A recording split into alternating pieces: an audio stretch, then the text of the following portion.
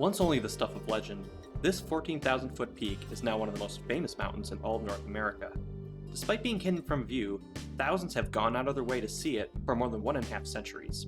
This is Mount of the Holy Cross.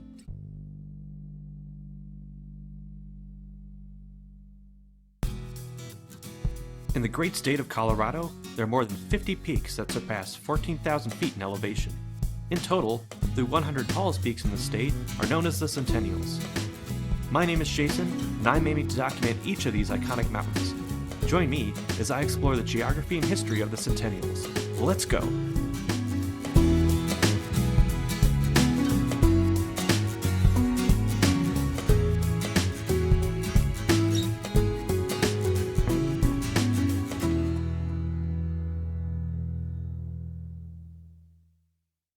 This video is brought to you by Karmic Outdoors. Introducing Karmic Outdoors, the modern lost and found solution for protecting your adventure gear. With Karmic decals, protecting against losing your gear is as simple as Lost, Found, Connect. Whether you're a die-hard mountain biker, angler, paddler, or hunter, Karmic Outdoors is the modern lost and found solution to protecting your favorite gear. Karmic is for outdoor enthusiasts with all kinds of styles and all kinds of gear. We've all lost gear during our adventures, but that doesn't mean you can't get it back. Getting started with Karmic is easy. Just register, scan, connect. You work hard to get the quality gear you love. Protect it with Karmic and get your stuff back. Karmic Outdoors. Lost, Found, Connect. Located at the northern edge of Colorado's Sawatch Range, just 15 miles southwest of Vail, Mount of the Holy Cross is truly quite secluded. Deep within the White River National Forest lies Holy Cross Wilderness and the mountain itself. Mount of the Holy Cross rises 14,005 feet, making it the 51st highest ranked peak in Colorado. My journey begins driving west from Denver on I-70 for 101 miles. I'll then take the US 24 East, US 6 exit, traveling 5 miles south, passing through Minturn. Finally, I'll then turn right onto Notch Mountain Road and follow it all the way for the final 8.3 miles to the Half Moon Campground and Trailhead. There are 5 established routes on Holy Cross, with 3 of these being winter calor climbs. 2 main routes will take you to the summit. The first of these is a standard route, the North Ridge. This one is Class 2 and measures in at about 12 miles round trip. The second of these is the grueling 13.3 mile round trip Halo Ridge route, which is also Class 2. The Notch Mountain Trail will lead the hiker up nearly 3 dozen switchbacks to the ridge. Alternatively, the hiker could climb the eastern ridge of Notch Mountain, but trail conditions are likely to be much rougher. This route travels around the Bowl of Tears and over Centennial Holy Cross Ridge. The hiker then typically descends via the North Ridge. And then there are the 3 additional winter routes that esteemed mountaineer Jerry Roach includes in his guide, Colorado's 14ers, Hikes and Climbs. Holy Cross Calor is likely the most popular of the winter routes. It doesn't go directly up the base of the cross, but cuts around to the Bowl of Tears before ascending the cross on more stable ground. Second is the Angelica Calor route, which cuts up to the North Ridge route right before the crux. Snow tends to pile up in this calor in cornices and other ice hazard, so be mindful as you ascend it. What this route has going in its favor, though, is that the snow tends to stay in the calor well into the summer, and it is easier to climb than the cross calor, so it definitely has its advantages. Finally, the Teardrop Calor route sits on the west side of the mountain. Its major advantage is that it provides excellent view of the Bowl of Tears, but the snow doesn't remain long enough in the spring and summer for most people to attempt it. Today, however, I will be taking on the North Ridge ascent, which, as mentioned, is a standard route on Holy Cross. My hike will start on the Half Moon Campground. The trailhead is easy to find, sitting directly across from the parking lot from where you enter on Notch Mountain Road. The first leg of the journey is 1.7 miles and will take me to the top of Half Moon Pass. What makes this hike especially challenging is the second leg. From the top of Half Moon Pass, I will then descend almost 1,000 feet southwest into the East Cross Creek Valley. This is great here at the beginning of the journey, but I'll have to regain all this elevation on my way back. That's the kicker. A half mile later, I'll reach the north ridge of Holy Cross. This is where the real hiking will begin. Once past tree line, the trail becomes a little harder to see, but it's still quite well defined and should be easy to stick to as long as you're paying attention. Continuing along, I'll pass by the top of the Angelica Color as I approach the crux of the route. The only thing left is to ascend the steep west slope to the summit. It is this section that makes the route a Class 2 climb. Given the remote position to mount to the Holy Cross, it's relatively isolated from any neighbors. There are a couple though. Notch Mountain is likely the most historically important of these, sitting just across from the iconic Color. Looking down into the basin, you might see Lake Patricia and the dazzling blue waters of the Bowl of Tears. There are several points along the Halo Ridge route as well, but Holy Cross Ridge, as previously mentioned, is a Centennial, making it a point to summit if you're looking to bag all top 100 peaks. And Mount Jackson sits just to the west of Holy Cross. Beyond just the peaks though, the ghost town of Holy Cross City and Fancy Pass, to which it shares a historical connection, can be found to the southwest. Maybe I should cover that sometime.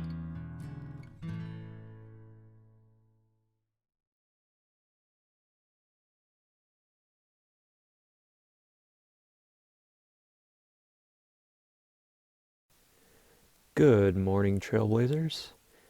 We are at the Half Moon Campground this morning. The plan is to hike Mount of the Holy Cross. This will be my fourth 14er. Should all go well. Weather's looking clear. The parking lot's packed, so we'll see how trail conditions are in terms of people. But we're looking for a fun but difficult hike. I'm looking forward to the views, so that'd be a great motivator for reaching the summit.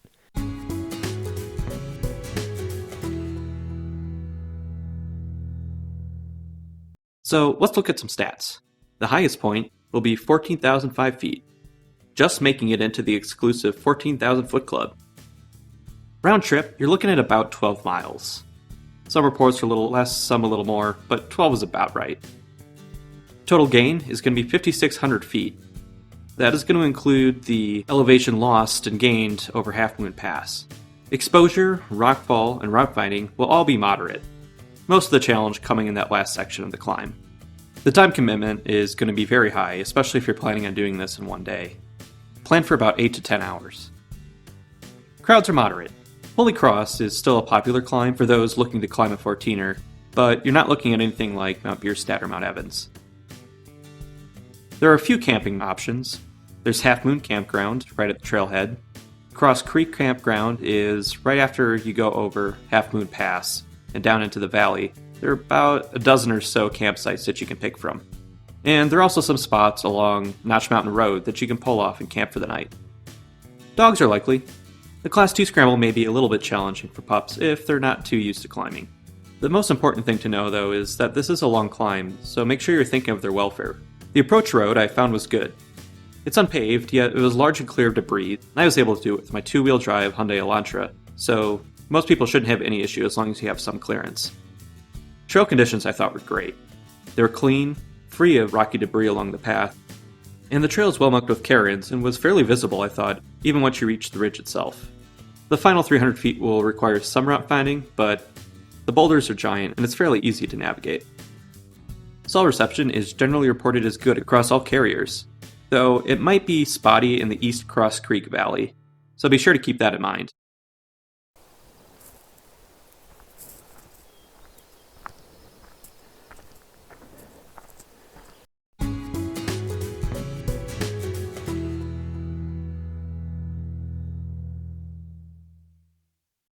Scared and lost, the two priests feared that they were at their end. Out of options, they did the last thing available to them. Pray to God. Just then, the clouds before them opened up to reveal a giant cross, etched into the side of the mountain. This was the sign the priests needed. Following the direction revealed by the cross, the two priests were able to make their way safely back to Santa Fe, New Mexico, and thus, the legend of the Mount of the Holy Cross had begun. Now, who's to say how true this story really is? In fact, there are several tales just like this one. Typically, a religious figure is undergoing some sort of spiritual or physical turmoil and receives a sign or divine forgiveness before the mount. What isn't in question, though, is the legendary status this mountain achieved in the 19th century. By the middle of the 19th century, the expansion and claiming of the American West by Eastern settlers was in full force. Drawn by the prospects of a new start or fortune, it wasn't long before the pioneers were sending home reports of their new lives in the West. Amongst these pioneers, fur traders and prospectors penetrated the untamed wilderness and hidden places within these frontiers. It was from these most intrepid of explorers, along with members of the local Ute tribe, that whisperings began to emerge of the mount with a giant cruciform etched into its side. Back east, rumors of the mountain with the cross began to spread. Its existence was likely discussed for decades, but there's little in the formal record that validates this. The Western pilgrims and adventurers had shared that the legendary peak was secluded deep within the mountains and was nearly impossible to access. It seemed actually finding someone who could personally attest to seeing the mount was an equally arduous task. There was one incredulous claim that emerged that suggested that the founder of the Rocky Mountain News, William N. Byers, had actually summited the mythical mountain in the 1860s. When pressed on this, though, all Byers could state was, "Many in this area have seen it and can direct you to it." Finally, in 1869, Yale University biologist William H. Brewer was able to provide the first written description of the mountain. This was after he and a group of fellow climbers summited Gray's Peak and looked in its rumored direction, remarking on the distant peak with its cross of pure white, a mile high, suspended against its side. As the Shine Peak slowly began to reveal itself, more descriptions started to make their way into the public consciousness.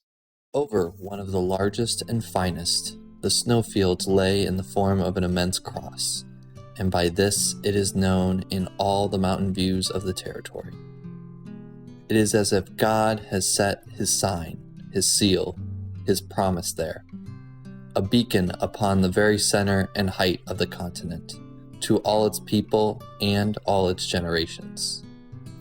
As if here was a great supply store and workshop of creation, the fountain of earth. Samuel Bowles, The Switzerland of America, 1869. Robert L. Brown, author of Holy Cross, The Mountain and the City, puts it best, stating, "The casual manner in which the Brewer party referred to the Mount of the Holy Cross would seem to imply that it was fairly well known at the time, and that its name was already established."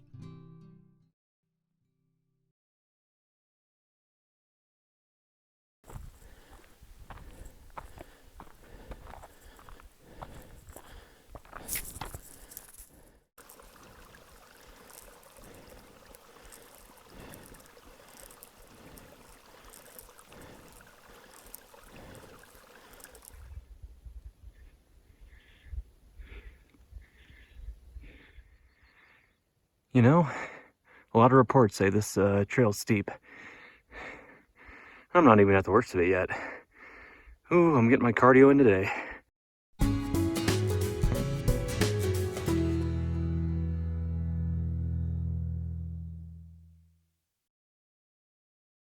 It wouldn't be long, though, before Mount of the Holy Cross would pass from the collective American imagination to reality in one of the most famous photographs of the 19th century, all thanks to pioneer photographer William H. Jackson. William Henry Jackson was born April 4th, 1843, in Keysville, New York, to George Halleck Jackson and Harriet Maria Allen. He was to be the eldest of 7 children, and it's no exaggeration to claim that he was destined for the arts from the very start. There can be no doubt that his mother's reputation as a gifted, trained watercolorist played a role in young William's budding talent. He would later claim in his autobiography, Time Exposure, that for him, drawing pictures was a thing without beginning and no end. Even from the very start of his early work experience, all of his efforts went into feeding his passion for artistic expression. As an assistant in a law office, he would invest his $2 a week back into watercolors, oils, and other materials for his paintings. He next became a hired hand in a printer's office, managing the paper supplies, where he managed to learn some typeface while on the job, A local druggist later employed young William to paint cards that could be sold in the store as souvenirs. As his name spread around town, as a reliable artist in his own right, William would soon land his most influential position to date. Right around the time William turned 15 years old, he would come under the employment of one C.C. Schoonmaker, the most esteemed photographer in Troy, New York at the time. Photography had just taken over as the primary form of image capture technology from the daguerreotype during the early 1850s. The new process required a metallic plate covered in a solution called collodion. This plate was then loaded into a dark box that functioned as the camera. An opening, containing a lens, would be pointed towards the subject. Once the lens was encapped, the light reflecting off the subject would pass through the lens and focus on the light-sensitive solution. This produced the image negative. This new process created faster, cheaper, and higher quality images than before, and duplicate photographs could finally be created from the negatives. Despite the less than flashy technology, it's important to note that doctoring photos is not a new phenomenon, and this is where William came in. Schoonmaker had hired his young assistant to clear up and sharpen the images on the plates to produce higher quality prints. William didn't serve as the camera operator during this time in the studio, but the skills and knowledge he picked up here would be used to change the face of America during the upcoming decades.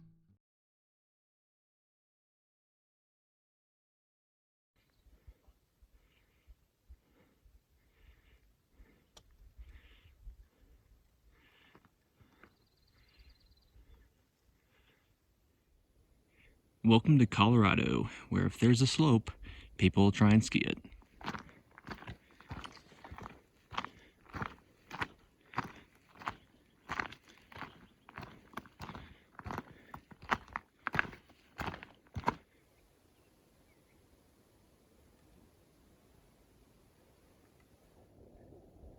There's just nothing that can beat these views.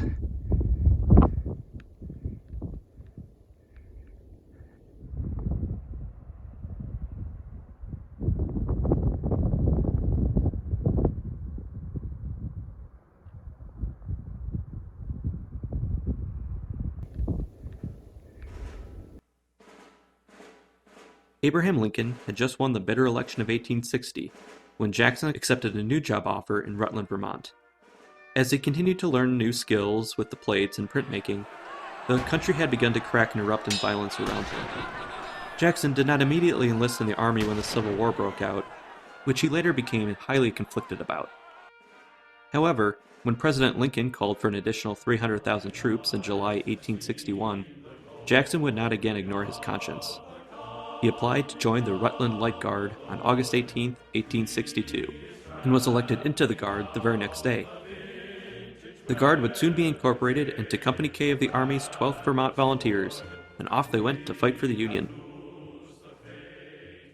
Jackson's time in the Army was remarkably uneventful. The Vermont 12th would find itself largely stationed in the area surrounding the Potomac in Virginia. He would find himself sketching frequently during the ample downtime. Cards sent home to friends and family always included a little drawing on it. The young 17 to 24-year-old boys in the company eagerly pressed Jackson to sketch their portraits too. As it turns out, many of them were simply excited to capture their meager whiskers growing for the very first time. Things were so slow that he was even sent off to Washington at one point just to get more paper. His commanders had appreciated using his talents to draw maps and battle plans, so his leisurely trip to the capital was technically official business. Jackson's service would come to a close, though, shortly after the Battle of Gettysburg. He didn't participate directly in the action of that infamous battle. However, the Vermont 12th did stand guard in the woods surrounding the field, and they helped shepherd prisoners to the train stations afterwards. Jackson would leave the service a proud veteran, while also having begun to showcase his talents on the national stage. Things were looking up for Jackson in the period following his military service. He was offered a job up in Burlington, Vermont, to again retouch photos. This new job came with a nice $25 a week paycheck, which is roughly equal to $440 today. He was also engaged to be married to Miss Caddy Eastman, who lived back in Rutland, Vermont. Jackson underestimated, though, how huge a financial drain it was to travel between Burlington and Rutland so often. Sadly, a small spat between the two grew into a disagreement that could not be overcome. In April of 1866, the engagement was called off. Jackson decided the only rational decision was to leave Vermont entirely, rather than face his friends and family after the split. And leave he did. In the aftermath of the devastation of his love life, Jackson would travel from New York to Detroit to Omaha. From there, he would be a bullwhacker for a wagon train out to Salt Lake City. He'd make his way as far as California, before eventually turning around and settling back in Omaha. There, he bought out a couple of photography businesses and established Jackson Brothers Photography. Even his love life would again blossom. It wasn't long before he would wed Mary Molly Greer. Molly was a courageous and confident girl. The two made a great match for each other in work and in life. They successfully ran the photography business together following their wedding in 1869.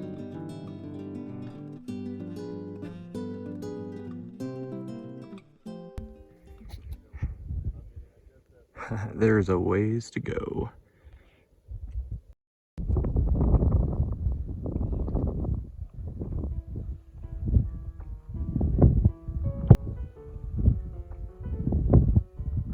No man we talked with had ever seen the mountain of the Holy Cross, but everyone knew that somewhere in the far reaches of the highlands such a wonder might exist.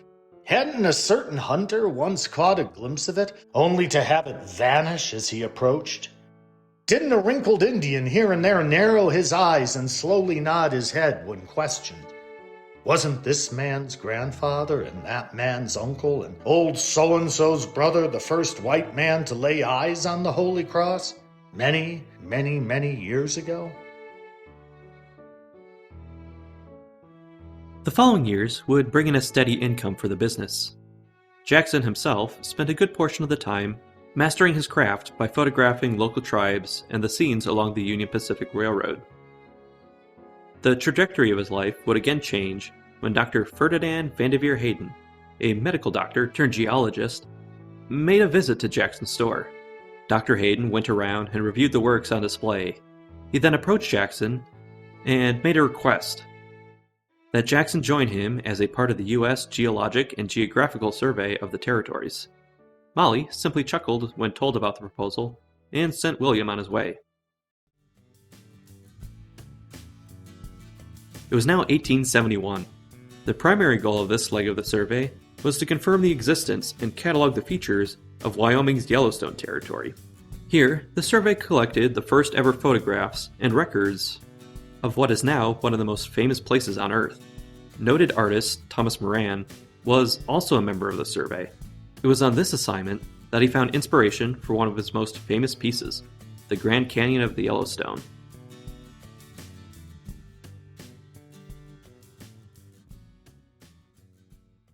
Following the conclusion of the survey for the year, Jackson was one of the survey members summoned to Washington. Congress was looking for an update on the work that they had completed. Molly was actually far along in pregnancy at this point, with the couple's first child. She was, understandably, also absolutely exhausted from running the photography business while William had been away. She would journey along with her husband as far as Nyack, New York, where she stayed with her in-laws.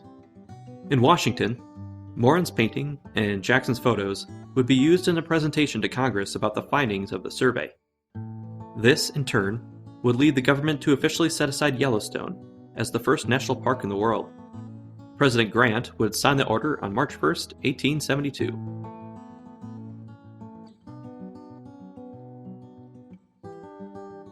In a terrible twist of fate, though, Molly would die shortly after giving birth to a healthy baby girl. William had still been in Washington at the time and could not be there with his wife on her deathbed. In his autobiography, Jackson speaks little of Molly after chronicling her loss, still obviously grieving 70 years later as he recalled this time in his life.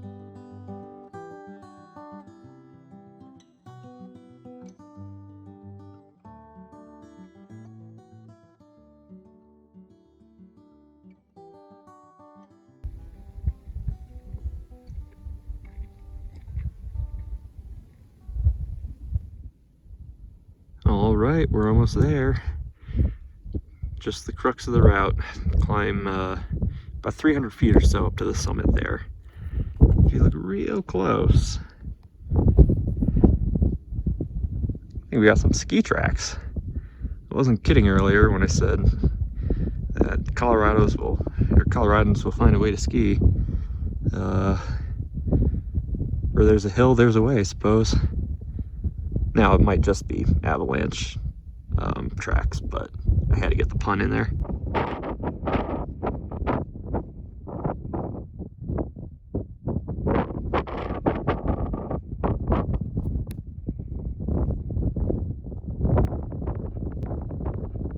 The government would again send the survey back to Wyoming after an enthused Congress allotted additional funds to the project.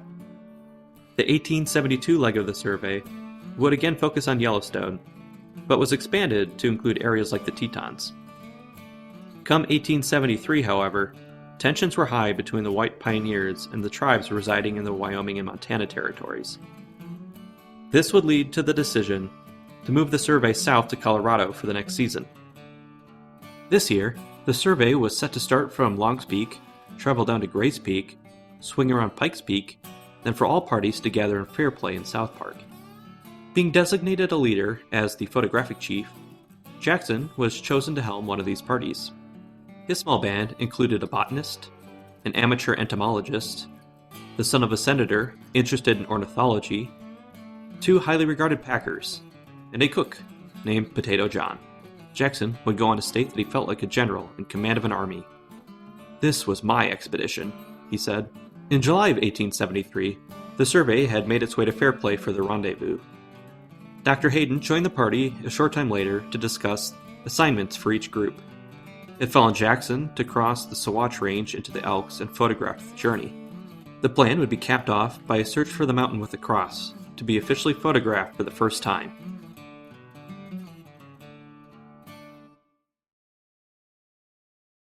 It is possible that Jackson had an additional motive for seeking out the legendary mountain.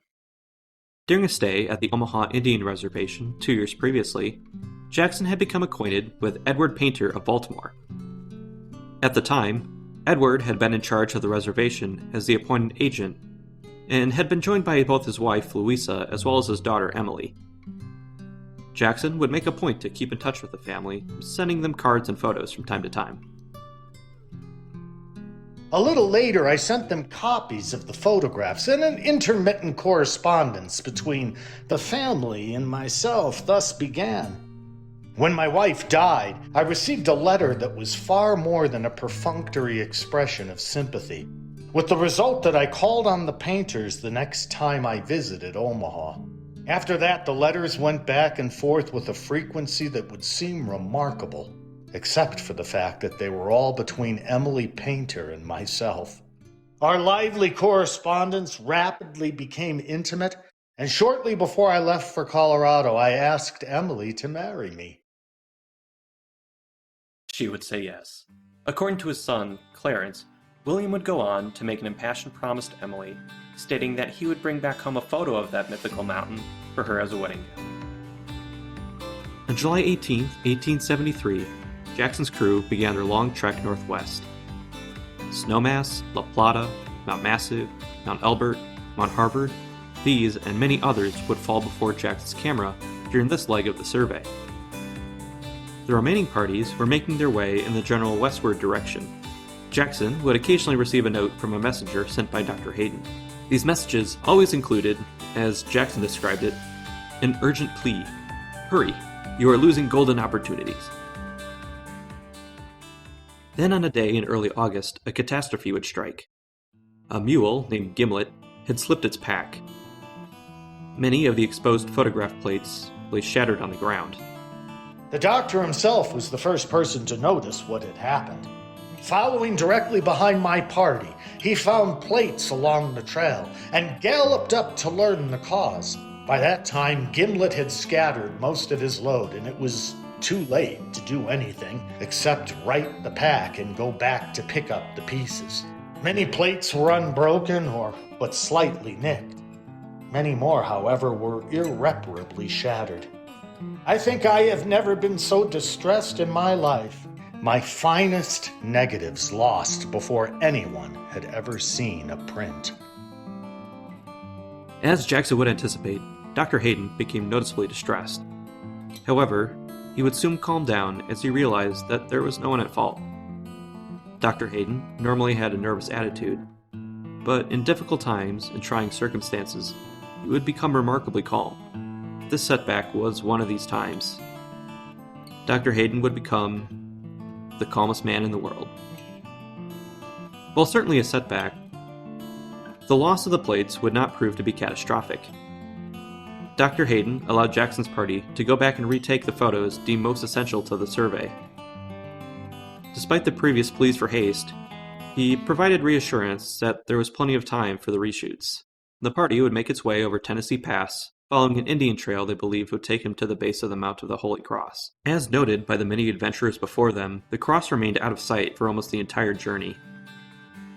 For Jackson, though, the stories and legend would remain at the forefront of his mind as they made their way through the wilderness. On the morning of August 23rd, the survey would split into two groups. Hayden and a fellow group of esteemed colleagues would set off to ascend the peak of the Holy Cross. The second small band would join Jackson to the summit of Notch Mountain for that first ever photograph of Mount of the Holy Cross. Jackson hurried ahead of his party that morning, as was custom, as he made his various preparations for the shoot. This had the effect of him becoming the first member of the survey to set eyes on the iconic cross of the mountain. Near the top of the ridge, he emerged above the timberline in the clouds. And suddenly, as he clambered over a mass of jagged rocks, he discovered the giant shining cross, dead before him, tilted against the mountainside. It had been worth all the labor of the past 3 months, just to have been able to see it for a moment. Now at the summit of Notch Mountain, Jackson's party was dismayed to discover that the skies were still too overcast for a successful photograph. Waiting on the summit, they could hear their fellow survey companions across the basin. Clouds drifted lazily before their feet, and mist filled the remainder of the valley. The sun would suddenly peek out from behind the clouds, just enough to form a rainbow before their very eyes. While the photograph would evade them this day, the mountain had still gifted their arrival with what can only be described as a spiritual experience. The party would decide to camp on the mountain overnight and try again for the photograph the next day. They made their way down below treeline and set up a rough camp. Without food, blankets, or coats, and the remaining gear left up at the summit, they waited on stony beds near a fire until daybreak. Before the sun had even fully risen, Jackson's small party had already hurried to the summit and set up the equipment for the day. It wasn't long before the mountain was struck with a brilliant light as the shadows rushed into the valley below. Between two cameras, 8 exposures were made before the collage of light and shadow dissipated. He would rank these photographs among the finest he would ever take of Mount of the Holy Cross.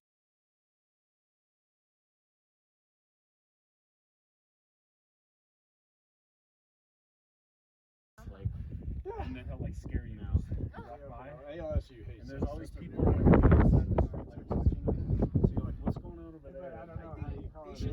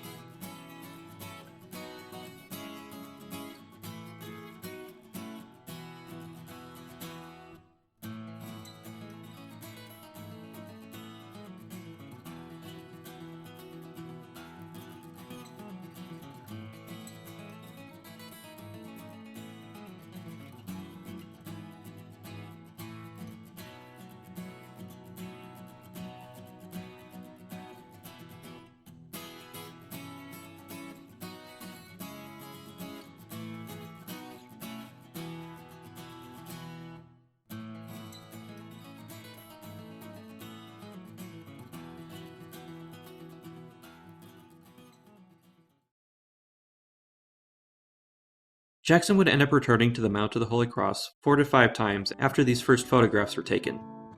He stated, "I have snapped my shutter morning, noon, and afternoon, and I have never come close to matching these first plates."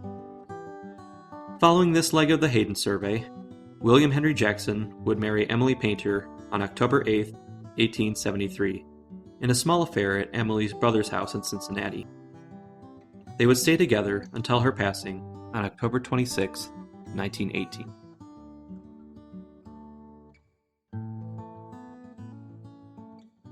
The survey itself would continue until 1878, when Congress cut funding following a budget dispute. He would still be paid on commission by the government throughout the remainder of his life, though, for various projects that they needed done. He would also go on a world tour, photographing locations from Africa to Japan.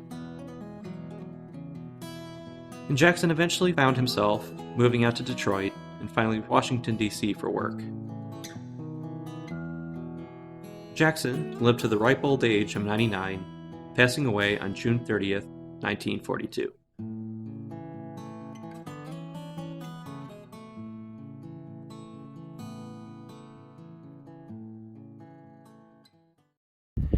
I'm on the ridge now, a little windier than it had been, so hopefully this comes through.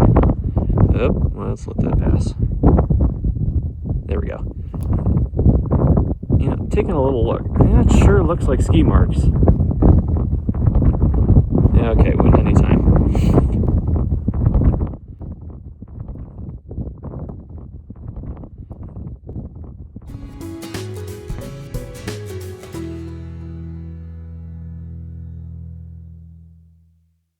Now that the public could put an image to the name, Mount of the Holy Cross would explode in popularity.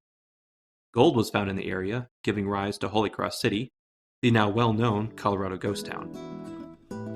One of the first phenomena to arise from this attention, though, were pilgrimages to Holy Cross or Notch Mountain for the faithful. The first of these religious pilgrimages on record came in 1912, when a group of Episcopalian leaders, including the bishop, archbishop, and some reverends, made their way up Notch Mountain. They then held a service with Mount of the Holy Cross, in all of its glory, serving as the backdrop. To encourage these pilgrimages and the national interest in the mountain, the Department of Agriculture announced in 1923 its intentions to build a trail up to the Notch Mountain summit. To cap off the project, a shelter would be built atop Notch Mountain for the weary travelers and devout pilgrims to pray before the mountain. Next up, the Catholics planned their pilgrimage in 1923, before dropping the event for unknown reasons. They would team up with the Protestants, though, in 1927 to campaign the Denver Post to help fund a trail to the base of Notch Mountain. The Post would sponsor 218 pilgrims as they journeyed to the summit of Notch Mountain.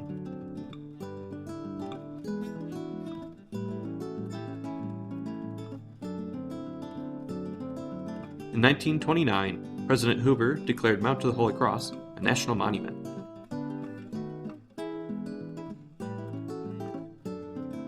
The years that followed would escalate the religious fervor related to the mountain. The followers, who took a keen interest in the mountain, would report miracles occurring if they prayed at the same time the Notch Mountain services were occurring. A bedbound woman would even report to regain the ability to walk after she had been carried up the mountain and prayed over by the congregation. A program emerged in the 1930s where the devout could mail in handkerchiefs, of all things, to be blessed before Holy Cross. And later, this ritual was expanded to have them dipped in the bowl of tears before being mailed back to their owners.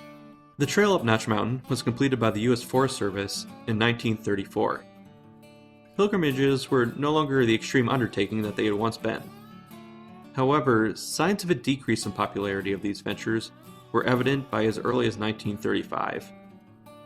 A combination of the decrease in visitors, the cost of maintaining a national monument when it comes to staffing requirements, and a lack of funding led to President Truman signing the order to dissolve Holy Cross as a national monument in 1950. In the decades since, though, Mount of the Holy Cross has developed more of a notorious reputation than a pious one.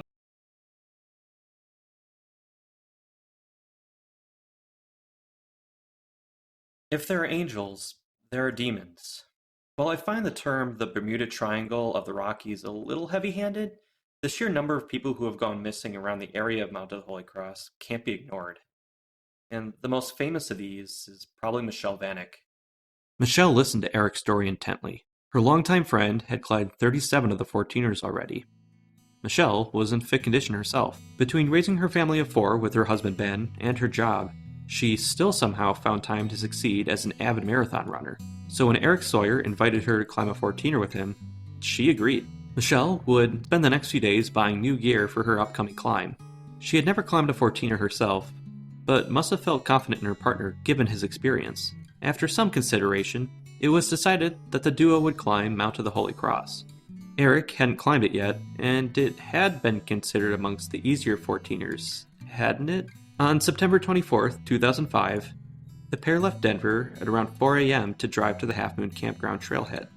When they arrived, the first of their troubles would begin. The trailhead itself was undergoing some sort of construction or renovation, so after spending some time looking for the actual trail, they found it and set off on their journey.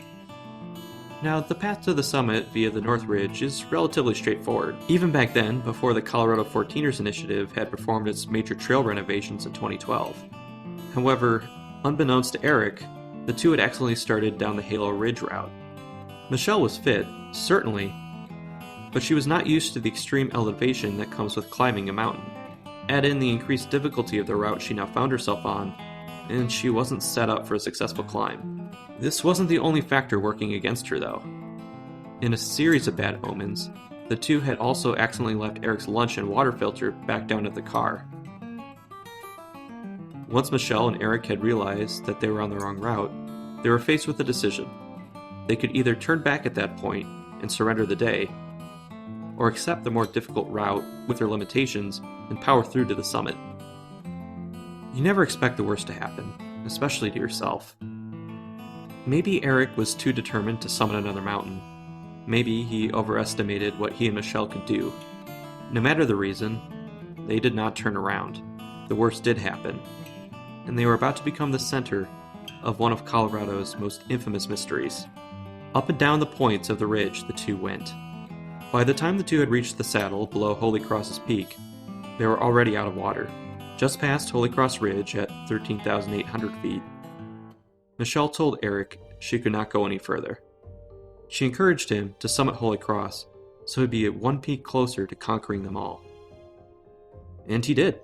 Before he had made his final push to the summit, he told Michelle to go on when she was ready and that he would catch up with her.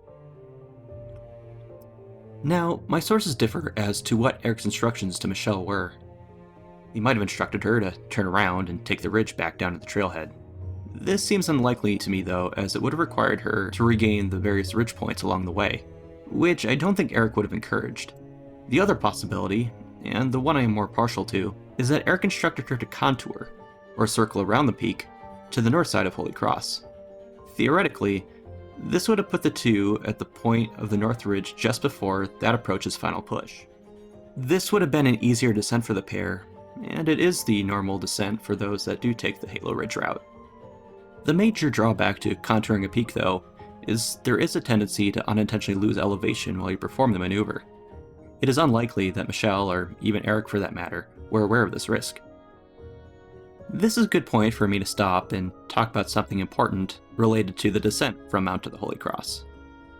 The way the summit is situated, hikers are going to be drawn further west than they're supposed to be, which may cause them to lose their path unintentionally. Thankfully, signs have been set up at the summit to help direct climbers back down to the North Ridge. One of the big reasons people have gone missing in the past is because they have started their descent further west than they mean to. This caused them to lose too much elevation, where they later ended up in the East Cross Creek Valley, and this is where they were later rescued. So if you do attempt this hike, make sure you're paying close attention when you start your descent. It was a moment of jubilation for Eric as he clambered onto the summit. He stayed and reveled in his accomplishment for just a brief moment, before taking off to return to Michelle. A couple, Julia and Bill Taylor, were also taking in the majesty of the summit at the time. They soon heard a man screaming. It was Eric. Michelle was gone and he could not find her. Julia and Bill tried their best to help Eric find his missing companion. It was already getting late though, and the couple could not realistically stay up all night to help find Michelle. Eagle County Search and Rescue was contacted, and the largest search for a missing hiker in Colorado would unfold over the next 7 days. Despite the massive response, Michelle was never seen again. This was a truly massive operation. The team expanded to include a total of 800 searchers, along with sniffer dogs, 5 helicopters, infrared technology, and about 10,000 total man-hours. However, all these years later, Michelle has still never been found. The rescue team stated that they have never found so much as a piece of clothing or a food wrapper in their hunt. Now, that doesn't mean that there aren't more theories that suggest something more sinister might have befell Michelle. A man was reported to be wandering the trails late at night, and he refused to answer questions about Michelle when he was confronted. He eventually just ran away from the search team. Investigators would later come across a man the next morning set up in a yellow tent, who also refused to cooperate with the search team. It wasn't clear if this was the same man from the night before, though. I am partial to believing that Michelle, drained by dehydration, altitude sickness, and exhaustion, fell victim to the formidable labyrinth of the west face of Holy Cross. With its deep crevices and truck-sized boulders, it was just incredibly likely to have happened. Like so many others, she may have also ended up in the Cross Creek wilderness. Without supplies or energy, she could have become lost amongst the elements, and then lost to us all.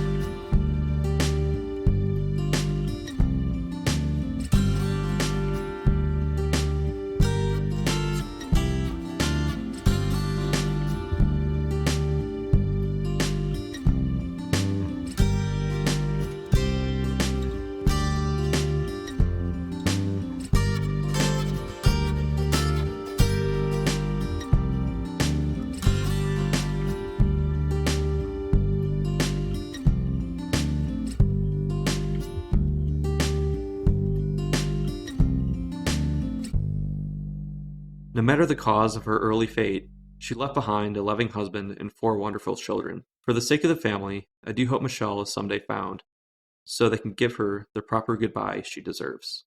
Many things went wrong that day, and it is undeniably tragic. To honor Michelle's memory, there is still a vital lesson that we can all take away from her story. Know your limits. Learn to recognize and embrace the necessity to turn around. These wild places, be it your local meadow or Mount of the Holy Cross itself, have been here for long before man came, and they will remain here long after. If you choose to turn around, you have a shot at another day, another attempt. It will never be the wrong decision. Choosing to go beyond your limits can be a wrong choice.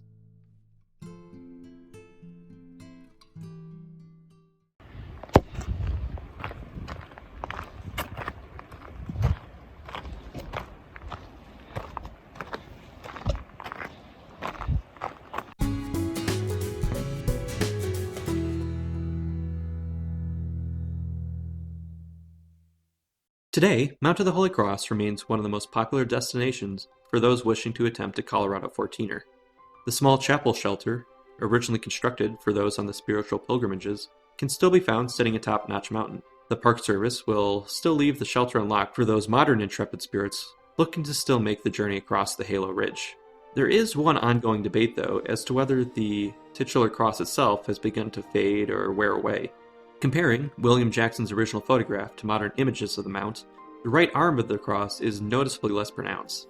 This is actually one of the factors cited as to why the mountain lost its national monument status. Some think that rocks from above the arm fell away at some point and filled in that portion of the color, or that erosion had simply taken its toll over time. One particularly elaborate theory suggests that an artillery accident damaged the arm. During World War II, Camp Hale, which was located between Leadville and Redcliffe, was used as a winter training base for the Army's 10th Mountain Division. It is suggested that an officer's command to shoot artillery near the arm ended up collapsing the nearby rock, forever damaging the structure. There are no court-martials for this incident, and Robert L. Brown goes on to describe additional reasons why this likely didn't happen. Another theory suggests that Jackson had altered his photograph, as he was well trained to do, to make the cross look more pristine. Lastly, it's entirely possible that Jackson just so happened to have captured that photograph at a point where the snow was lying perfectly in the depression for that distinct cross shape to shine. Thanks for tuning in. I hope you enjoyed the journey and were able to learn something along the way. I'll be revisiting this mountain at some point in the future to cover Holy Cross Ridge and that Centennial, so if I miss something, it'll probably be included then. I remember the first time I climbed Mount to the Holy Cross, a fellow climber and I looked over the shelter in Notch Mountain, and we had no idea what it was. This series is looking to answer questions just like that by bringing the history of these mountains together in one place in these documentaries. If you're looking for additional ways to follow the project, feel free to check out my social media, linked in the description below. If you're looking to support the project, the biggest thing you can do is like, comment, and subscribe, and share the video with your friends and family. If you're looking for an additional way to support the project, consider becoming a patron. Patrons will get special newsletters about upcoming project, as well as a special shout out in the credits. So thanks, fellow wilderness warriors. So stay safe out there, follow proper precautions, and I'll meet you at the next peak.